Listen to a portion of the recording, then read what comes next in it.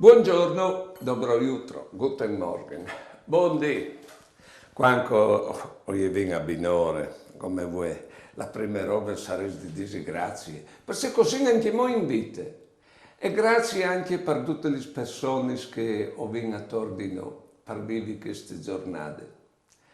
Ecco, disgrazie per le considerazioni di queste persone che ho venuto e considerazione anche delle situazioni che stiamo vivendo.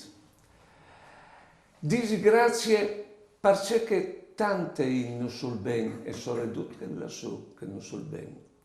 E anche mo disgrazie per le robe che non sto in UE e che nos emozioni, nos fanno impressione, perché vuol dire che al di fuori di noi, alla tocchiata anche dentro di noi.